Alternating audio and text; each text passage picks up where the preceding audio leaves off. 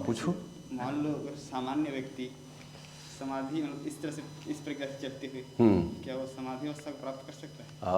समाधि अवस्था को जब आप अध्यात्म की राह में चलना शुरू करते हैं तो ये प्रश्न जरूर उठता है, क्योंकि समाधि की बड़ी महिमा गाई गई है और जितने भी योगी हैं वो कहते हैं समाधिस्थ होना ही लक्ष्य है शुरुआत में जब चलना शुरू करते हैं। तो इसकी चर्चा हम पहले भी कई बार कर आए हैं कि समाधि है क्या। समाधि समझना जरूरी है, उससे पहले कि जाना जाए कि क्या तरीके हैं उसे प्राप्त करने के। समाधि है क्या? समाधि की बहुत सारी परिभाषाएं हैं और अभी तक ये निश्चित नहीं हो पाया है कि इनमें से कौन सी सही है, लेकिन सब कुछ जितनी भी परिभाषाएं अब तक दी गई हैं या जो समझी जा सकती हैं स्वयं के विवेक से भी, वो लगभग एक जैसी मालूम पड़ती हैं। धी शब्द जो है वो संस्कृत में बुद्धि का पर्यायवाची है, बुद्धि का धी। तो कई लोग कहते हैं समाधि का अर्थ है जिसकी बुद्धि सम हो गई है, जिसका द्वंद्व समाप्त हो गया है ना, जिसने भेद करना बंद कर दिया है। वो पूर्णता से स्वीकार करता है जगत को जैसा है वैसा, हर बार तुलना नहीं कर रहा होता ये खराब है, ये अच्छा है, ये सुंदर है, ये कुरूप है। ऐसी तुलनाएं खत्म हो गई हैं जिसकी, वो समाधिस्थ है। इसलिए केवल आंख बंद करके वर्षों वर्षों तक बैठे रहने को समाधि नहीं कहा जा सकता, क्योंकि वहाँ तो ये फैसला नहीं हो पा रहा, ये टेस्टिंग नहीं हो पा रही है कि वो समाधिस्थ है। समाधि की परिभाषा अगर ऐसी है कि जहाँ पर बुद्धि सम है, तो वो तो जब आप संसार व्यवहार में आएंगे तभी फैसला हो पाएगा उस चीज़ का, वस्तुतः ये व्यक्ति समाधिस्थ है या नहीं है। तो इसलिए कबीर ने कहा कि नयन खोल के जो समाधिस्थ है वो असली समाधि है, आंखें बंद करके नहीं, है ना। तो नयन खोल के समाधि होने का क्या अर्थ है?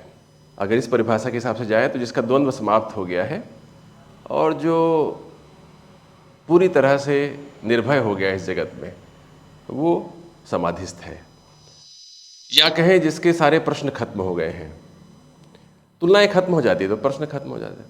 जैसे आप यहाँ पर आप सुखी नहीं है तभी किसी स्वर्ग की कामना कर रहे होते हैं, कहीं और पहुँचने की कामना तभी पैदा होती है जब आप यहाँ से तुलना कर रहे होते हैं, है ना। मतलब किसी यूटोपिया की कल्पना अगर आपके मन में है, इसका मतलब है कि आप वर्तमान में प्रसन्न नहीं हैं, कहीं और जाके सुख पाना चाहते हैं। इसीलिए जितने भी स्वर्ग की धारणाएं हैं वो इसी वजह से पैदा हो पाई, क्योंकि यहाँ पर स्वर्ग दिखाई नहीं पड़ता है ना। यहाँ नरक बना हुआ है जीवन, प्रतिपल नरक दिखाई पड़ता है, इसलिए वो स्वर्ग की कामना करता है। और वो स्वर्ग यहाँ नहीं दिखाई पड़ सकता उसको, वो कहीं और देखता है उसको, कहीं किसी परलोक में, सतलोक में कहीं पर होगा वो स्वर्ग। ऐसे कामना करता है वो, ऐसी कल्पना करता है वो, क्योंकि यहाँ उसे लगता है कि यहाँ चाहे जितना भी प्रयत्न कर लो, यहाँ तो स्वर्ग वो पैदा नहीं कर सकता है। ऐसा उसे दिखाई पड़ता है। जो भी उसके पास साधन उपलब्ध है, जिस परिवेश में वो रहता है, जिन लोगों के बीच में रहता है, उसे लगता है कि इनको बदलना संभव नहीं है, न व्यक्ति को न परिस्थिति को। तो स्वर्ग का सृजन करना यहाँ पर संभव नहीं है, इसलिए स्वर्ग कहीं दूसरे लोक में है। लेकिन जो समाधिस्थ है उसके लिए स्वर्ग भी यहीं पर है, और स्वर्ग नरक का भेद भी खत्म हो गया उसके लिए। उसे अगर नरक जैसी जगह पर डाल भी दिया जाए, अगर कहीं पर नरक है मान लिया जाए, कोई जियोग्राफिकल स्पेस है जहाँ पर नरक है, ऐसी जगह पे डाल भी दिया जाए तो उसका स्वर्ग खत्म नहीं होता है ना। तो जो समाधिस्थ है उसके लिए सतयुग यहीं पर है, और जो समाधि में नहीं है उसके लिए सतत कलयुग चल रहा है। तो जो समाधिस्थ है उन सबका जीवन सतयुग में है। सतयुग 4000 साल के बाद आने वाला है, ऐसी स्थिति नहीं है उसके लिए, वो अभी यहीं सर्जित कर लेता है, वो उसके लिए वो बन गया यहाँ पर। तो ये एक परिभाषा हो गई समाधि की। दूसरी परिभाषा है, वो कहते हैं कि समाधि शब्द अभ्रंश है शम और आधि का। सलजम के सा वाला शम, पहले वाला समाधि जो है उसमें सरोता के सा है समाधि, ये शलजम के सा वाला शमाधि, शम आधि, जिसमें आधि का समन हो जाए, आधि का शमन हो जाए।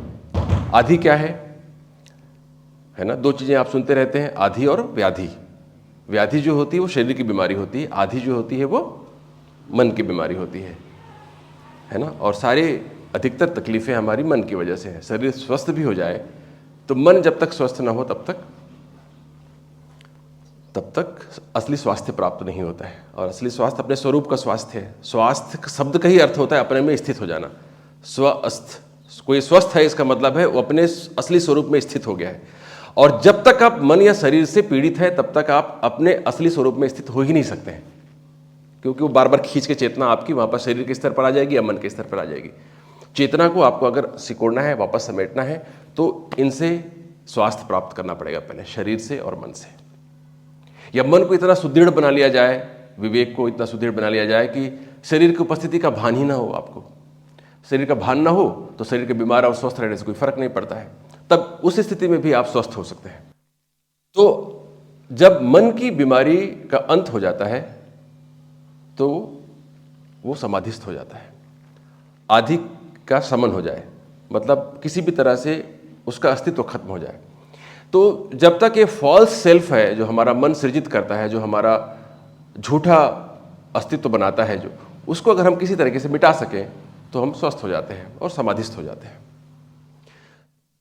सामान्य बोलचाल की भाषा में स्वस्थ शब्द का बहुत ही हल्के से उपयोग कर दिया जाता है।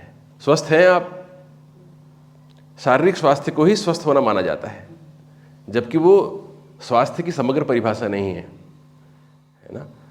इसलिए WHO ने कहा कि health is a state in which you are healthy in many ways, physically, psychologically, socially, spiritually. चारों तरीके से आपको स्वस्थ होना होगा, तभी आप एक्चुअल में स्वस्थ हैं। ये WHO की परिभाषा है, वर्ल्ड हेल्थ ऑर्गेनाइजेशन की।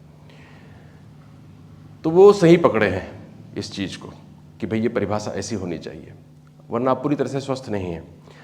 और आध्यात्मिक दृष्टि से तो केवल स्पिरिचुअली आप स्वस्थ हैं तभी स्वस्थ हैं, बाकी आप अस्वस्थ हो तो भी चलता है। इनकी परिभाषा अलग है। वो कहते हैं शारीरिक स्वास्थ्य भी बहुत महत्वपूर्ण नहीं है, मन का स्वास्थ्य तो जरूरी है ही है, क्योंकि मन के खत्म हुए बगैर आप आध्यात्मिक रूप से जो है स्वस्थ नहीं हो सकते। बहुत ध्यान से देखा जाए अगर ना, तो आध्यात्मिक स्वास्थ्य एक्चुअली मानसिक स्वास्थ्य ही है। आध्यात्मिक स्वास्थ्य और कुछ नहीं है, मानसिक स्वास्थ्य ही है। तो शारीरिक रूप से तो आप पीड़ित हो ही सकते हैं, बीमार पड़ ही सकते हैं, लेकिन अगर मन स्वस्थ है तो आप शरीर के अस्वस्थ होने पर भी बहुत हद तक स्वस्थ रह सकते हैं, है ना, अगर आपने थोड़ी कला सीख ली है तो ये समाधि की एक परिभाषा और हो गई। और भी कुछ लोगों ने कुछ परिभाषाएं दी हैं, बट वो बहुत ज़्यादा महत्वपूर्ण नहीं है। जो पतंजलि योग शास्त्र में समाधि की परिभाषा है, वो कहती है कि जब स्वरूप की एक तानता बनी रहती है तो उसमें जो चित्त है वो शून्य के समान हो जाता है। चित्त जो है वो शून्य के समान हो जाता है। मतलब जैसे आप जैसे मुझे आप सुन रहे हैं, अभी सुनते सुनते आप पूरी तरह से सब कुछ विस्मृत कर दें, आपको इतना आनंद आने लगे मेरी आवाज़ में, मैं जो कह रहा हूँ, जो तथ्य कह रहा हूँ उसमें, उस कंटेंट में आपको बहुत रुचि हो जाए और मुग्ध हो जाए आप, स्पेल बाउंड हो जाएं आप, और आपको अपने शरीर का भी भान न रहे, घर परिवार सब भूल जाएं आप, अब बिल्कुल केवल आवाज़ सुनाई पड़ रही है आपको, मानो आपकी आंखें बंद हैं और कुछ नहीं, केवल जो वाक्य हैं वही गूंज रहे हैं, और बहुत लंबे समय तक ये बना रहे ये स्थिति। मैं लंबे समय तक बोलता रहा हूँ, मैं घंटों बोल रहा हूँ, समझ लीजिए आप, और घंटों आप उसमें मुग्ध पड़े हुए हैं, बिसरा दिया जगत को पूरी तरह से। ये स्थिति जब आती तो भी ये समाधि कहलाती है। ये पतंजलि योग शास्त्र की परिभाषा है ना। जो पहली परिभाषा है वो धारणा की परिभाषा है। क्या क्या परिभाषा है बताओ धारणा की? देशबंध चित्त से धारणा, जहाँ चित्त का देशबंध हो जाए, मतलब एक स्थान पे आप लगा दें उस चित्त को, तो वो धारणा कहलाती है। तत्र प्रत्यय एकतानता ध्यानम, और ये स्थिति लगातार बनी रहे तो वो ध्यान कहलाती है। फिर अगला स्टेप है जो मैंने आपको परिभाषा बताई, नहीं वो नहीं आती। समाधि की जो परिभाषा है थर्ड परिभाषा आती है, तीसरा श्लोक है आपका, बताओ क्या है परिभाषा? तीसरी याद है तुम्हें? नहीं याद है, जो भी है उसका बहुत अच्छे से याद नहीं हो पा रहा है मुझे अभी, लेकिन उसका कुल अर्थ ये है कि चित्त की जो है शून्य जैसी स्थिति होती है। शून्यमिव ऐसा कहा गया, शून्यम ईव, शून्य ही नहीं है, शून्यम एव होता है तो ही हो जाता है, ईव करने पर तरह होता है, ईव जो संस्कृत में है उसका तरह होता है, उसका मतलब शून्य की तरह हो जाता है। शून्य नहीं हो पाता है पूरी तरह से, क्योंकि आप एक जगह पर अभी भी ध्यान लगाए हुए हैं आप मेरी आवाज़ पे, तो शून्य तो नहीं हो गया क्योंकि वहाँ वृत्तियाँ उठी रही हैं उसकी, लेकिन एक ही चीज़ में लगातार बने हुए हैं आप, इसलिए वो समाधि अवस्था है। तो ज़्यादातर लोग इसी समाधि को समाधि समझते हैं। मतलब किसी ने ध्यान लगा दिया, शिव जी पे ध्यान लगा दिया, शिव जी के सुंदर विग्रह पे ध्यान लगा दिया, या राधा जी के, या श्री कृष्ण जी के, श्री राम के, या किसी भी अपने इष्ट देव के, हनुमान जी के, उनके छवि पर, उनके विग्रह पर ध्यान लगा दिया और लगातार उसी पे ही मग्न हो गए, खो गए हैं उसी पे, है ना। जैसे कहा जाता था मीरा के बारे में कि वो कृष्णमय हो गई थी, है ना। कृष्णमय हो जाने का मतलब है पूरी वृत्ति जो है उनका जो है हर समय कृष्णमय, बैक ऑफ द माइंड में, चित्त में हर समय कृष्ण है। तो जो भी आवाज उनके मुख से निकलेंगी वो कृष्ण की भक्ति से सराबोर होकर निकलेंगी, है ना। जैसे आप चाशनी में डालते हैं जलेबी को, तो वो चाशनी लपटी हुई रहती है उसमें हर समय, जो भी चीज़ उसमें डलेगी वो उसमें चाशनी लपट जाएगी। वैसे ही जो भी उस चित्त में हो जाता है, उसका जो समाधिस्थ अवस्था है वो, तो उसमें उसी तरह के भाव आ जाते हैं।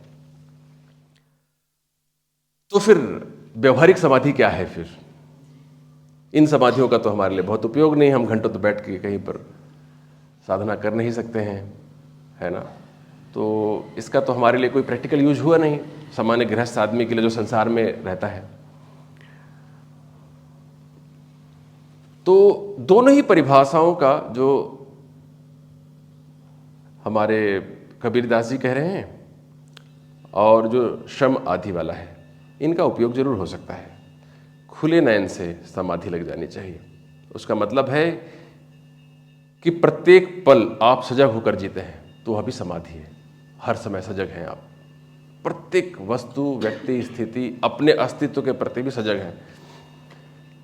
सामान्यतः हम जगत के जो भी हमारे सामने विकल्प होते हैं उनमें मिले हुए रहते हैं हर समय। कोई भी विषय आता है तो हम उसमें तादात्म्य हो जाता है हमारा, उसकी वजह से हमारा स्वतंत्र अस्तित्व नहीं रह जाता है, क्योंकि हम मन के द्वारा ऑपरेट हो रहे होते हैं और मन जो है वो जगत के साथ ऑपरेट कर रहा होता है, तो हमारा स्वरूप हमसे भूला हुआ रहता है। लेकिन व्यवहारिक जगत में बहुत बार कि आपको इस तरह से व्यवहार करना पड़ता है, उसमें कोई बुराई नहीं है। लेकिन अगर आपने सतत सजगता का अभ्यास किया है तो उसमें भी उसका प्रक्षेपण होगा, उसका प्रोजेक्शन होगा, उसका असर होगा उस लोक व्यवहार में भी आपके। अगर आपने इस तरह का अभ्यास किया, सजगता से जीने का अभ्यास किया है, द्वंद्वों से रहित होकर जीने का अभ्यास किया है, जीवन को पूरी समग्रता के साथ आपने एक बार अनुभव कर लिया है, अपने अस्तित्व को ठीक से जान लिया है कि मन और शरीर से मैं परे सत्ता हूँ, ये अच्छे से जान लिया है। जीवन थोड़ा है, यहाँ कुछ दिन ही रहना, यह भी आपने ठीक से जान लिया है। इसके बाद आपने यह भी जान लिया है कि यहाँ जो कुछ भी हम अर्जित करेंगे वह सब छूट जाने वाला है, यह भी स्पष्ट पता हो गया है। इन सब जानकारियों, इन सब बोध के बाद जो आपका व्यक्तित्व बनता है, उस व्यक्तित्व में फिर समाधि आ जाती है, तो वो समाधिस्थ ही माना जाना चाहिए। तो ये कबीरदास की परिभाषा है और मुझे ये व्यवहारिक भी मालूम पड़ती है।